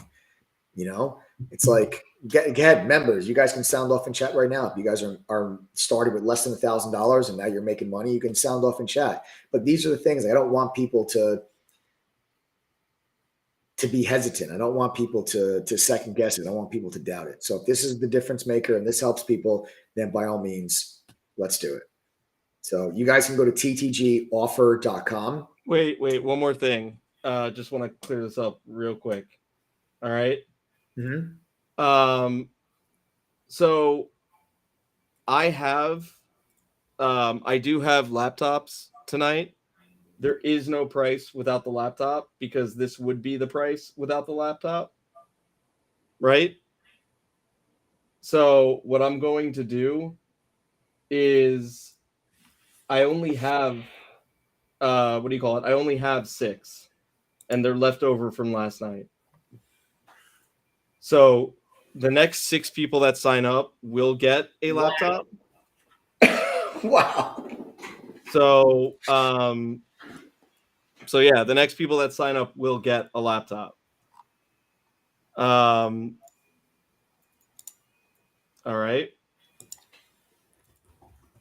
So Mike, walk them through it. I got 6 of them. The price is good till midnight. If you want it. Wow. All right, guys. So, and then show them the platform after. Yeah. Yes. Sure. I will. I will do that. Wow. Okay. So and I'll sign off to handle everything else. Good night, bro. Okay. All right. Wow. Well, Adam, I gotta commend. I gotta commend Adam, guys, for doing this. I mean, I'm all on board, obviously, with it too. But like I said, whatever we can do to help, I'm all for it, obviously. So you guys, if anybody wants to take advantage of this, this is a one-time thing. So this 1087 price point, which is a 50% discount, and you're getting a laptop with it. And that's actually insane. So this is actually the craziest deal I think I've ever seen that we've ever done here at True Trading Group. So I would definitely jump on this and take advantage of it. It was 1307 yesterday. It's 1087 here today.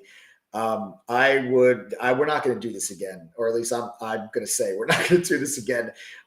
This is wild. So 1087, it's 50% off plus a laptop. Wow. So if you guys want to take advantage of this offer here this evening, you guys are in luck. Go to ttgoffer.com, enter the coupon code TTG121, click apply code. And then that will give you the discount. And then you'll also get one of the laptops if you're one of the first 6 people to do so. So it's only 6 laptops though. So you got to go to ttgoffer.com right now, enter TTG121 coupon code, click apply code.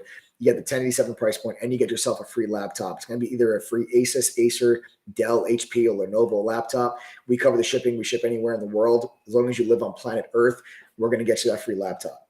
Okay. Everything is included. Everything that we have is included with your membership. Okay.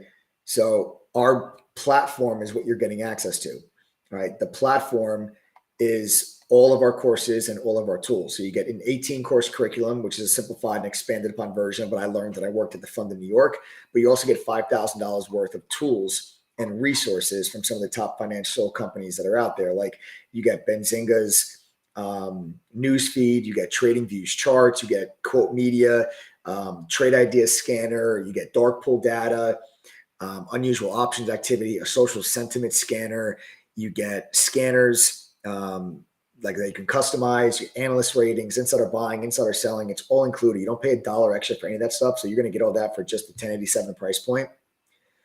And of course, all the real-time alerts from the mods and I that I've been able to maintain about an 80% cumulative win rate for going on the last now 2 years, and access to the best damn community of traders. Like I said, 10,000 TTG fam that generally give a damn whether you succeed or fail.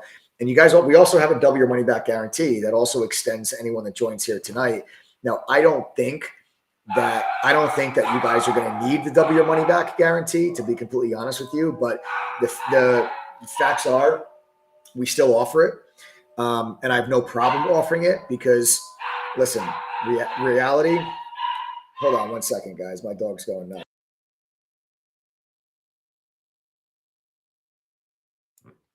All right. Sorry about that, guys. My dog's going nuts. I think the food has arrived, so my dog's going nuts. Sorry about that. But I don't think you guys are going to need the double your money back guarantee, but I have no problem offering it to you because we've only had to refund about 2.6% of our users since 2016. So that's why I'm confident you're not going to really need the double your money back guarantee. 78% of our users also renew their membership after the year is up. So based on, we're also 5-star rated on Trustpilot with over 1,750 reviews. So based on our refund rate, our retention rate, based on the reviews members leave, on what members tell us, you see how many people comment in chat when I say, hey, you guys are making money, you see how many people comment. So based also, I just want to say real quick, I know that a lot of you, most of you have paid more than what I'm doing tonight. Most of you. Okay? Here's the thing. What I'm doing tonight to make that good for you guys by saying, hey, I'll cover the difference, right? That is the epitome of putting your money where your mouth is. So when you send me a message, please be nice, be respectful, be thoughtful of that. There's no reason to be upset. You know, you're not going to get upset at Best Buy if they have a flash sale right after you buy. You know what I'm saying? Right. That's Just true. be nice when you send the request. You don't need to be upset and demand and everything. You know what I'm saying? Because what we're doing tonight is not normal, nor should it, nor is it any, like, I can't even think of major retailers that do this. They're saying, hey, everyone that paid more last night, don't worry, I'm going to send you back part of your money. That's what. No, that's just a class act, man. It's just a stand up. I mean, yeah, and I'm, and like Mike and I are going to pay for that. So just be cognizant of that when you send the request. Yeah. That's all I'm asking. Okay. We're literally offering you that. So. All right, cool. Yeah. Thank you. No problem. So there's only six of the laptops. You'll see a laptop in the checkout cart when you go to ttgoffer.com. That's how you know you're getting one. If you see one, you're good. You're getting one. If you're watching this live stream later and you see that laptop, that means that there's still one left. You do not need to enter your address when you sign up to get the laptop. You will get a welcome email after joining with instructions on how to claim that free laptop. Okay.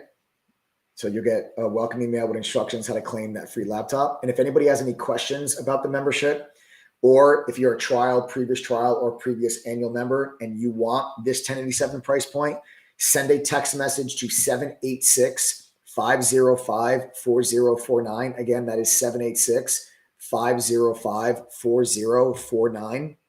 The phone number is right there at the bottom of your screen. Okay. There's no price without the laptop. So somebody said, what if I don't want the laptop? There is no price without the laptop.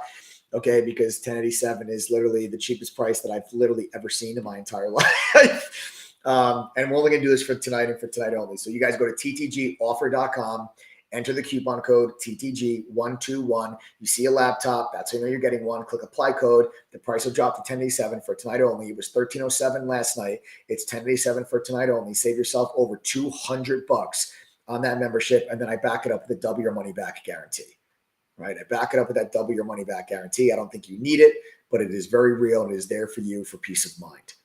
Okay. Let me actually show you guys the platform itself, so you guys can see firsthand exactly what you're going to be getting access to when you do become a member. Because like I said, everything is included, right? It's like we're the Netflix of trading communities. You pay one price, you get access to the core of everything that we have. You get our chat room where the mods and I share our screen. We're live on the mic. We're calling out trades. We're answering questions. We're with you from 7:30 a.m. all the way through until the market close. Every day that the market's open, we're with you from open to close, or pre-market, all the way through close. We're not just gone after 2 hours and you're just left there to fend for yourself. Okay. So you're also going to be able to use our mobile app. Our mobile app is how so many of our members, well, 10,000 of them, most of which have full-time jobs, on how they're able to benefit from the platform while working a full-time job, right? We're getting a little bit of a bounce right now on the SPY. We're actually just popped up over 364, guys.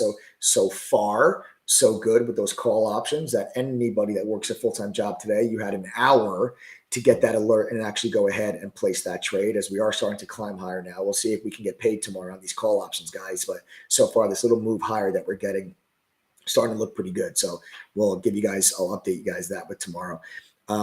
But that's everything. That's the chat room. And you guys can use the mobile app. The mobile app will send you real-time push notifications whenever a moderator enters or exits a trade. Real-time push notification right to your cell phone. All right, no delay. Say immediately. You can see the screen share. You can listen to the audio, because the mods and I talk to you on the microphone throughout the whole day. We tell you what we're seeing. We give you market commentary, market analysis. We give you trade ideas. We tell you what we're doing before we even do it, so you guys can follow along with everything that it is that happens during the day. You also get 2 small private study group sessions with one of our pro traders. This is a chance for you to ask questions, really speed up your learning curve, go over any topics that you're unsure about. That way we can make sure you get started off on the right foot. You also get Benzinga Pro's real-time news feed with their Squawk Box feature. This is something that would cost you over $1,000 a year on its own if you went to Benzinga directly. This is something that's going to give you real-time news alerts directly inside of our chat. The speed in which you get your news, it matters. And this is included with your membership when you pay just the 1087. It's going to cost you more than the entire membership. If you went to Benzinga on your own, it's going to cost you more than the 1087 just to get the Benzinga newsfeed. We got to welcome Richard, Jamie, and Pascal. Richie, Jamie, and Pascal, welcome to the TTG family. Now there's just 3 of those laptops left. Guys, I would not wait for me to finish talking. If you guys want the free laptop, again, we cover the shipping. We ship anywhere in the world. There's 3 of them left. Go to ttgoffer.com right now. Enter the code TTG121. Jump on Adam's generosity, guys. Okay, I would take advantage of this. I would go there right now. You're also going to get TradingView's premium charting software. Okay, TradingView's premium charting software would cost you probably about $600 a year. It's free with your membership when you join TTG. Trade Ideas is scanner, the industry standard scanner. It's several $100s a year. It's free on our platform when you guys join. ETNA's simulator, so you can trade stocks and options with fake money, so you can practice implementing what you're learning in the courses. That'll cost you just under $1,000 a year if you went to ETNA directly to buy the simulator. It's free with your membership when you guys join True Trading Group. You also get our own proprietary scanner that lets you create custom scans. You get dark pool data, unusual options activity, options flow, stuff that used to only be available to professionals, now at the fingertips of TTG members. That's how we empower and educate the retail trader. A full trading performance journal will actually break your trading down to the numbers and statistics. So you can actually see your trading in statistics wise. And so you guys can figure out what you're doing wrong and know where you need to make adjustments. You also get a social sentiment scanner, which will actually go through Reddit, StockTwits, and Twitter and tell you which ticker symbols we mentioned most so you can stay ahead of the crowd. You get analyst ratings on any stock that you're interested in. So you can see how many analysts have a buy, sell, or hold rating on a particular stock. Insider buying, insider selling, short data, all of it's included, guys. You got our watch list. Every day the mods publish a watch list, tells you what stocks we're looking at with a game plan and how we plan on trading them. It's all included when you guys join the TTG family. Okay, then you get all the courses. The courses are a simplified yet expanded upon version of what I learned working at the firm in New York. There's beginner courses, advanced courses, options, swing trading, trader psychology, crypto, futures, you name it, we've got it. It's in text and video. When you pay the $1087, you're getting all of them. There are no VIP courses that cost more money after you guys join. You don't join and all of a sudden there's these VIP courses that cost another $1,000. Every single course is included when you guys pay the $1087 here this evening. And you get the free laptop with it, and you get the double your money back guarantee. On top of the courses, there's also a video library that has about 300 hours of workshops. These are workshops we've conducted with members, like covering a bunch of different topics, like how to grow a small account, how to trade working a full-time job, how to resist FOMO, just to name a few. And then you can attend all these workshops live once you guys become full-time members. It's time you invested in something real, a platform, not just a chat room, a platform that gives you tools, resources that can increase your chances of success. Now, I can't guarantee that you're going to be successful just because you join True Trading Group. I can't and I won't. But I can guarantee you that if you join TTG right now and you spend $1087, go through our courses, pass our quizzes, attend one private study group. That's all I'm asking you to do. Do those 3 things. If you do not make your membership fee of that $1087 back at least once during your membership, I will give you $2,174 back. That is double the price that you're going to pay for your membership this evening. You just have to go to ttgoffer.com, enter the code TTG121, click apply code, price drops, you see a laptop, you're good to go. If you are watching this live stream later, if you see a laptop, that's how you know you're getting one. We've got 3 of them left. Okay. Today's code word, folks, this is for members of True Trading Group only. If you're not a member of TTG, don't worry about this code word. Members, this is code word number 2 of 18. Code word for tonight, you guessed it, Chode. Code word number 3 of 18. All right. Code word number 3 of 18. You know, this used to be a family show. And then Adam just took over. That's code word number 3 of 18, folks. All right. That's for members only. If you're not a member, don't worry about this code word. It's part of a giveaway that we do with our members. Okay. So guys, again, if you have any questions about this membership, or if you're a trial member, a previous trial or a previous annual member, you guys just send a text message to 786-505-4049. Again, if you have any questions, guys, don't call that number though. It's a text only number. So send a text message to 786-505-4049. The phone number is right there down at the bottom of your screen. Send a text that number right now. If you guys have any questions, go to ttgoffer.com, use the code TTG121, click apply code, save yourself the $220 literally from last night, 1307. Today, 1087, free laptop, 3 of them left. I'll see you guys all in chat tomorrow. Hope you enjoyed the live stream. I had a great time. Open discussion with Adam. I love doing these. I know you guys really enjoy when we do this open format. Hope you guys have a bigger, better understanding of what's going on in the macro environment. I hope it was helpful. We'll see what happens with this trade tomorrow. I am kind of, taking a shot here to see if we can actually get that little bit of a bounce. I did say on Sunday night's live stream, I told you, I think we start the week off weak, W-E-A-K. So I think we start this week, Monday, Tuesday, week. And then I think we finish strong. So I think this was actually going to be a green week for the markets. We'll see if I'm correct. Put my money where my mouth is. I'm in some call options. We'll see what happens tomorrow. If I'm wrong, I'll tell you about it. I'll tell you what happened and why I think I was wrong. If I'm right, I'll tell you exactly what it was that made me feel that we were good for a little bit of a bounce to finish off the week. Thanks for joining me tonight, guys. Make sure you subscribe to the channel, smash that like button, turn on notifications. Do not ever miss out on these lives. I'll see you guys all tomorrow. Have a great night.